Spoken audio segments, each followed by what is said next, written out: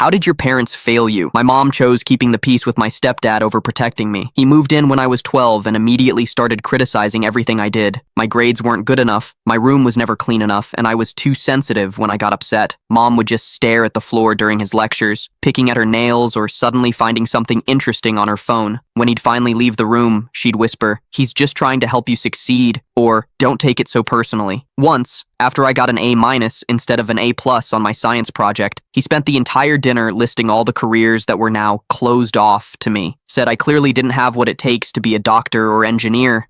Mom just nodded along, occasionally giving me that weak smile that meant, just get through this. When I tried talking to her alone about how much his criticism hurt, she'd sigh and say, "He just wants what's best for you," or "That's just how he shows he cares." But the thing is, he never acted that way toward his own kids when they visited. They could get C's and he'd ruffle their hair and say, "Better luck next time, kiddo." I started spending more time in my room with the door locked, started making up after-school activities just to avoid coming home. My friends' parents would comment on how polite I was, how I always offered to help with dishes. They had no idea I was just stretching out my time away from home. The breaking point came during my 16th birthday dinner. I'd been looking forward to it for weeks because Mom promised I could pick the restaurant. Chose this little Italian place where the chef knew my name from when Dad was still around. My stepdad complained about the parking, then about the menu prices, then about how the music was too loud, even though we could barely hear it. Then he started picking apart my college plans in front of everyone. My best friend, my cousin, even my favorite teacher who Mom had invited as a surprise. He said I wasn't disciplined enough for pre-med and should aim lower. Said I didn't have the focus or drive to handle a demanding major. I looked at Mom, silently begging her to say something. She just squeezed my hand under the table and changed the subject to the dessert menu. That quiet surrender hurt worse than anything he ever said. In that moment, I realized she would never stand up for me. That night, I called my grandma crying. I couldn't even get all the words out between sobs. 3 days later, I moved in with her. Mom begged me not to go, tears streaming down her face, said things would get better. But for 4 years, she'd chosen his comfort over my mental health. 4 years of letting him chip away at my self-confidence while she watched. The crazy part? After I left, Mom started calling daily, saying she missed me so much, asked about my classes, my friends, whether I'd met any cute boys, but she never once acknowledged why I left or apologized for not standing up for me. She still wanted me to play happy family at holidays like nothing happened, still invited me to family dinners where he'd sit at the head of the table, looking disappointed when I talked about my psychology major. My grandma told me something I'll never forget. Sometimes the people who should protect you the most are the ones who let you down the hardest. She never pressured me to forgive Mom, just gave me the space to heal. I'm 21 now and barely speak to my mom. We talk maybe once a month, and it's always surface level. She sent me a card last Christmas saying she wishes we were closer. She still doesn't understand that by trying not to rock the boat with him, she capsized our entire relationship.